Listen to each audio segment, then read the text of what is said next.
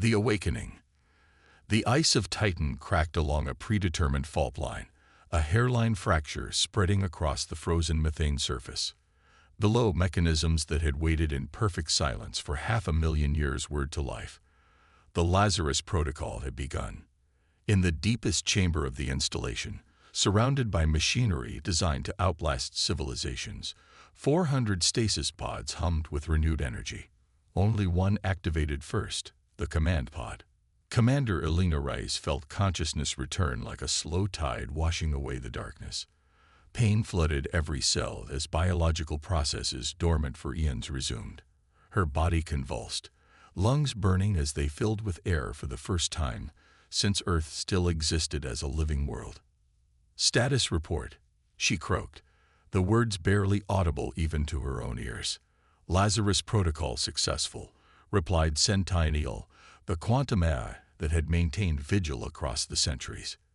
"Date is approximately 502,471 years since final human extinction records. Revival sequence proceeding according to parameters." Elena's eyes, still adjusting to the dim blue emergency lighting, filled with tears. It had worked. They had actually done it. "Show me," she whispered. A holographic display materialized above her pod, showing the solar system as it currently existed. The Earth was immediately recognizable, yet utterly transformed. Massive artificial structures encircled it, and the continents themselves showed evidence of terraforming on a planetary scale. "The Serathi have made Earth the ceremonial heart of their empire," Centennial explained. "The planet houses their most sacred temples and governmental centers. Population: approximately 12 billion Serathi and 4 billion members of subjugated species." Elena closed her eyes. The Serathi. Even after 500,000 years, the name stirred something primal in her. They had appeared without warning in the late 23rd century. First contact had been peaceful, even promising. Then came the systematic extermination. Humanity fought back with everything they had. It wasn't enough. As colony after colony fell, as Earth itself burned, humanity's leaders enacted their final desperate strategy. Operation Distant Thunder: hide a small fragment of humanity and their most advanced technology, place them in stasis for 500,000 years, and let the Serathi believe they had achieved total victory. Meanwhile, automated factories hidden throughout the outer solar system would continue developing weapons and ships based on the latest human research. For thousands of years, these factories worked, building a fleet unlike anything humanity had possessed during the war, before finally going dormant to avoid detection. The other pods were activating now. Dr. Isabel Chen, their chief medical officer, was next. Then Admiral Marcus Williams, Chief Engineer Hamza Al-Farzi, Intelligence Director Takio Yamamoto, and others. The best minds humanity had to offer, selected from the dwindling population in the final days. 400 in total. The last humans in existence. Preliminary scans indicate undetected status. Centennial reported. The Serathi Empire currently controls approximately 70% of the Milky Way galaxy. Admiral Williams, now partially recovered from revival, stood shakily. And the fleet. The automated shipyards completed their production cycles as programmed. You have 12,742 vessels at your disposal, ranging from stealth reconnaissance craft to dreadnoughts. All systems dormant but operational. Elena exchanged glances with Williams. Their ancestors had sacrificed everything for this moment. The entire human race had essentially committed collective suicide, allowing themselves to be exterminated while placing all their hopes on this single desperate gambit, a vengeance from beyond extinction. "We need intelligence," Elena said. "Current political structures, technology levels, defenses. I volunteer for first reconnaissance," Takio said, already examining the holographic displays of their available stealth vessels. Within days, the crew had fully recovered from stasis, their bodies enhanced by medical nanites designed for this exact purpose. The Titan facility hummed with activity as they assessed their situation and resources. The Sarathi remember us, Dr. Chen reported, reviewing cultural data compiled by Sci-Fi and EL over the centuries through passive monitoring of communications.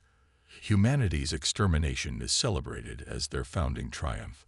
They call it the Great Cleansing. "Show me what they look like now," Elena requested.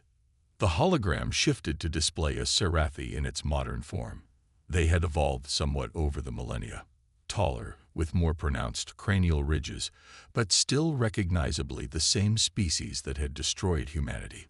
Six-limbed predators with an exoskeleton reminiscent of Earth's insects, but with the intelligence and technological capability that had overwhelmed humanity's defenses. Their technological progress has been steady but not revolutionary, Chief Engineer Al-Farzi noted, examining Sci-Fi and EL's assessments.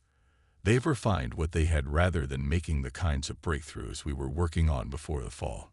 So our technology, in many areas, still superior to theirs, especially our quantum computing and weapons systems. They never fully understood what we were developing. 2 weeks after awakening, the first reconnaissance mission launched.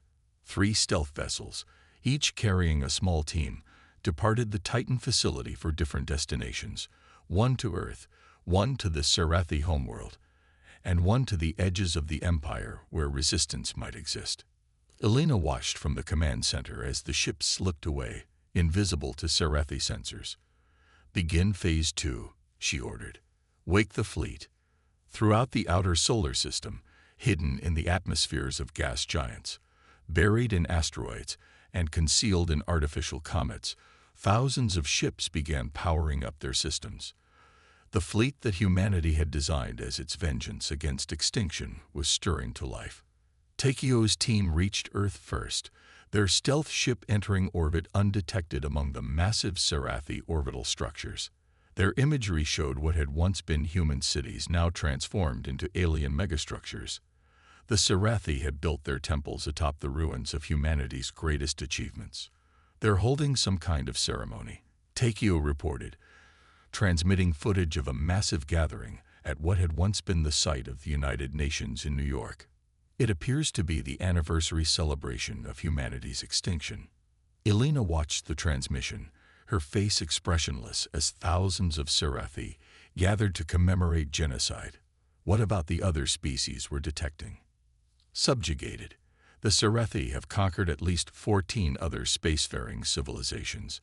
They serve as laborers, servants, and soldiers, but are kept technologically and politically subordinate.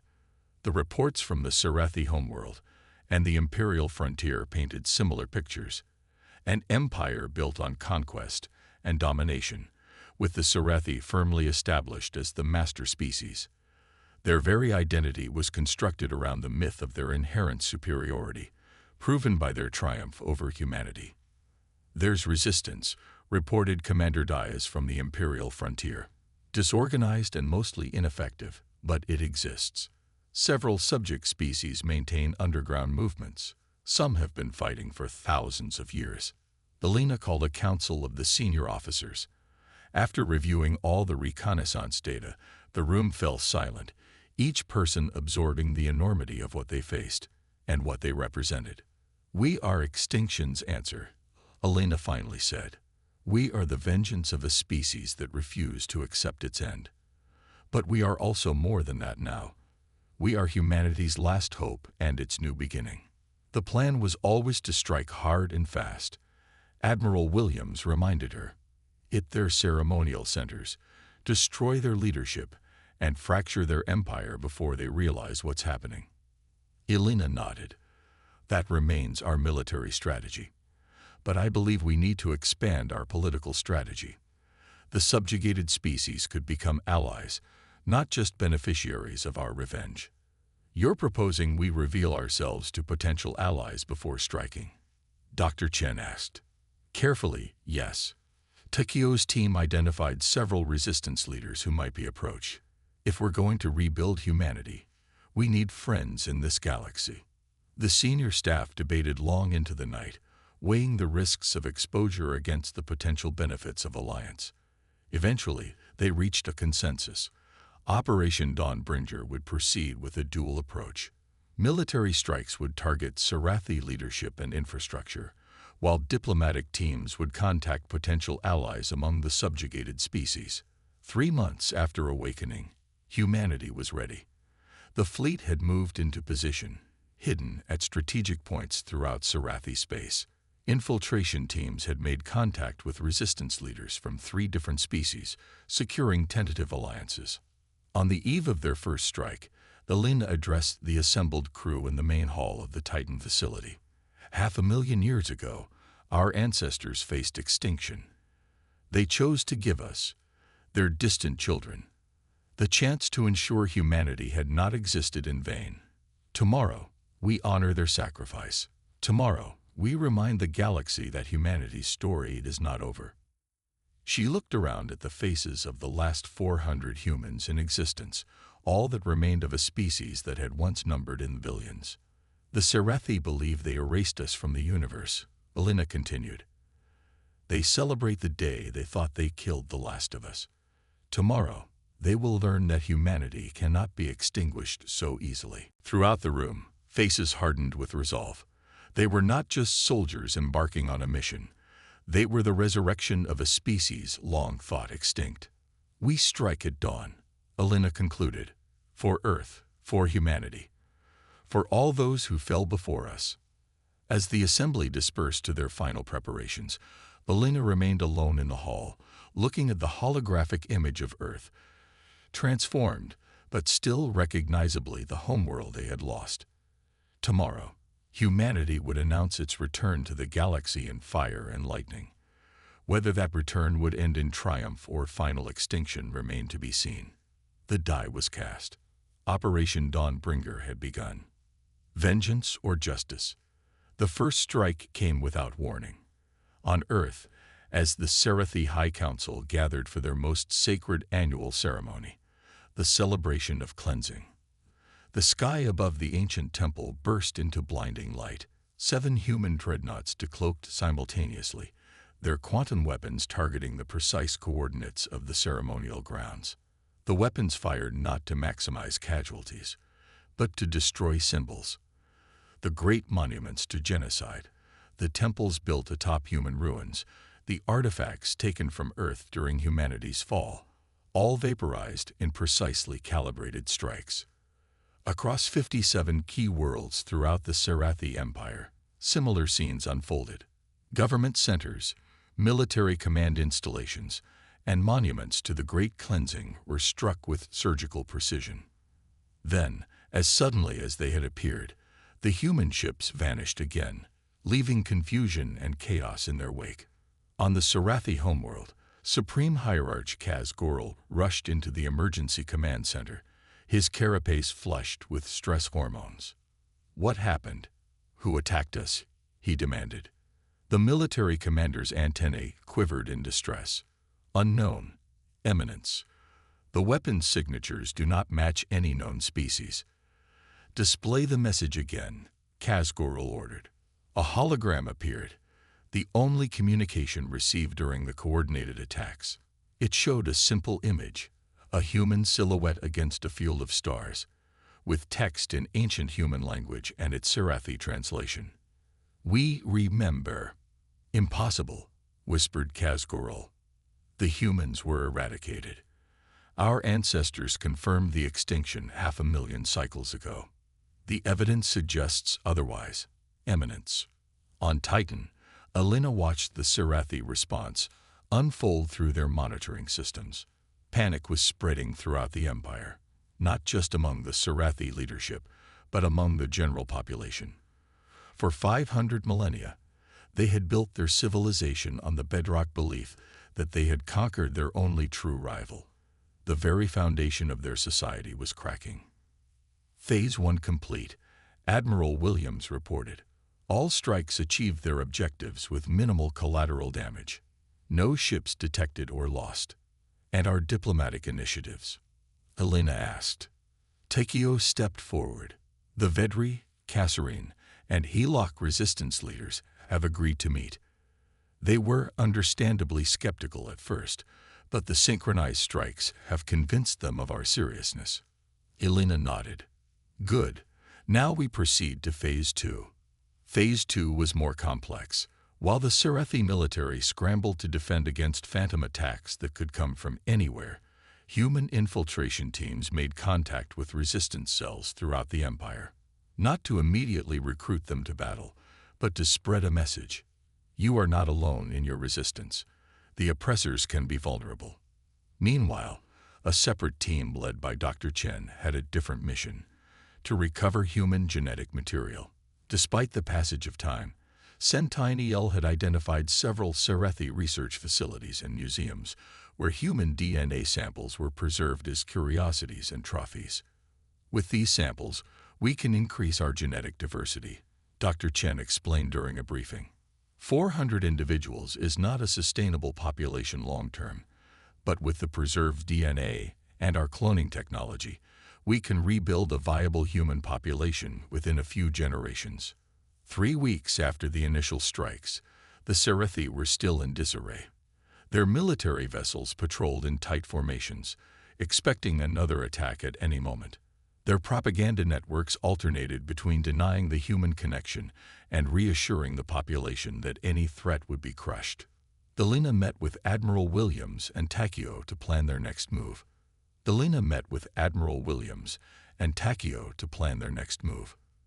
Serathi are consolidating their forces around key worlds, Williams observed, exactly as we anticipated.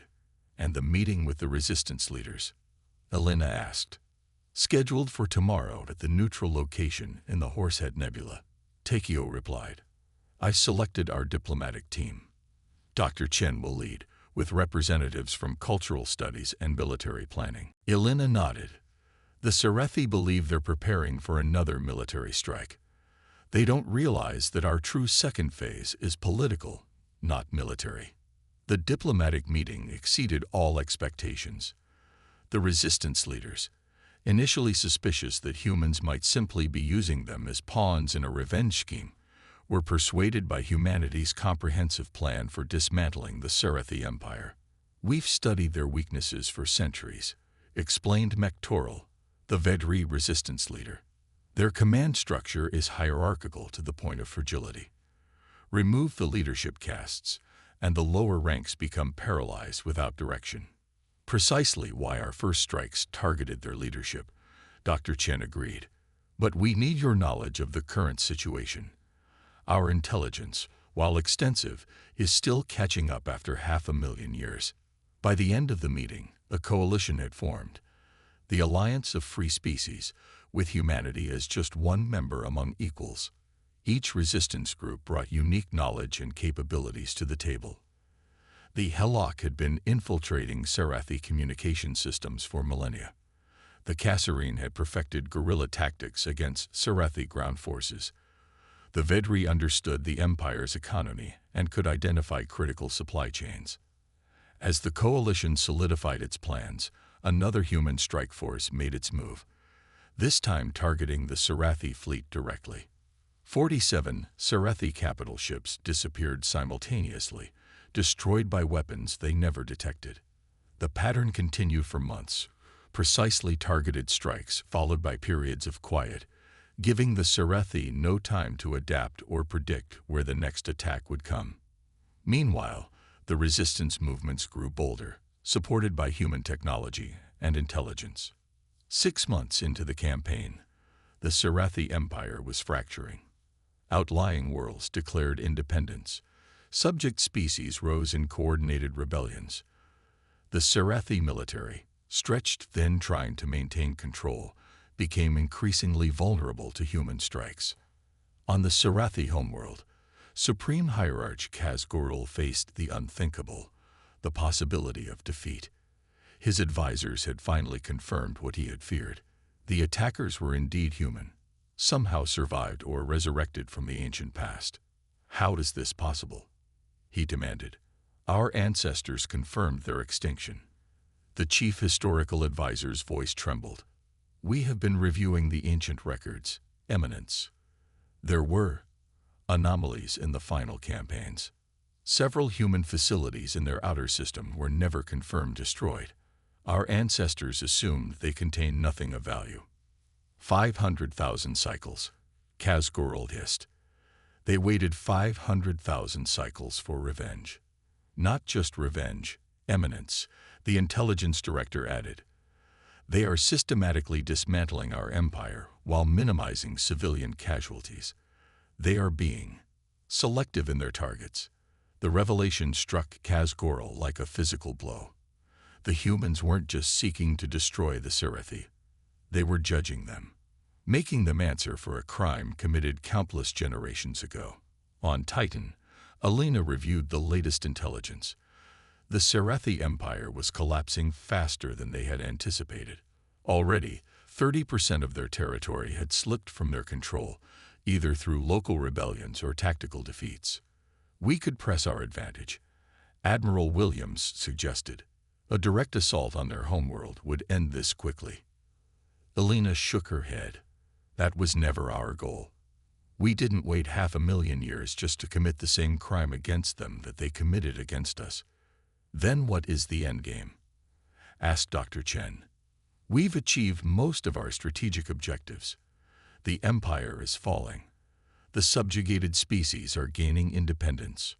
Justice, Alina replied simply. Not vengeance, but justice.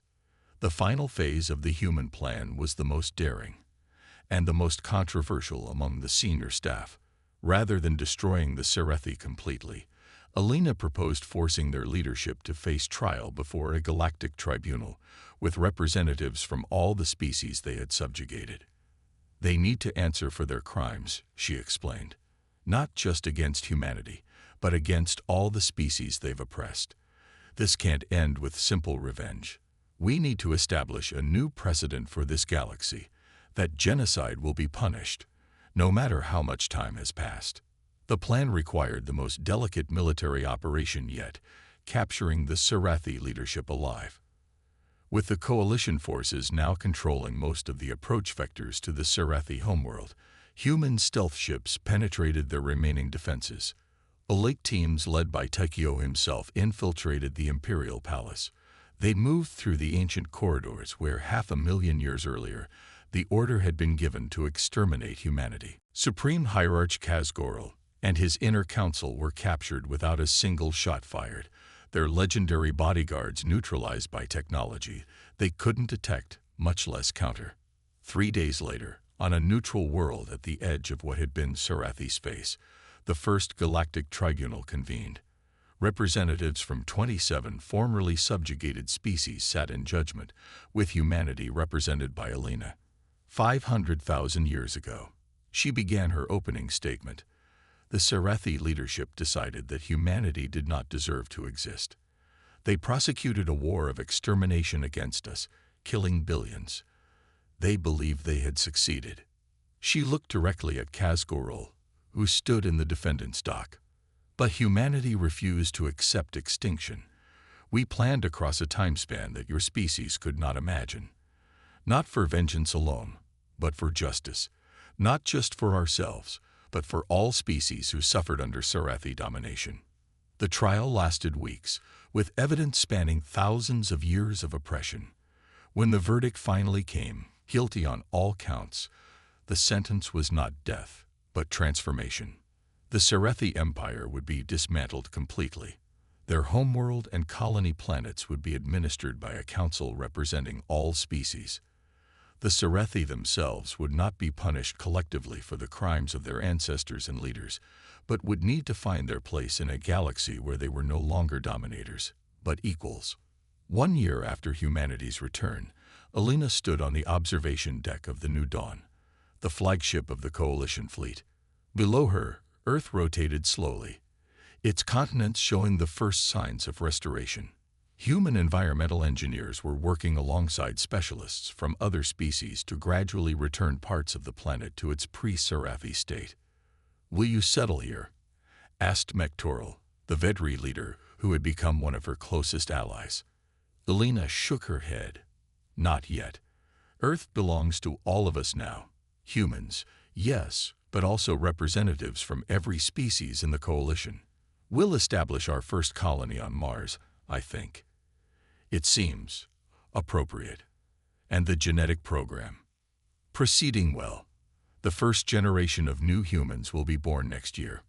Within a century, we should have a stable population in the millions.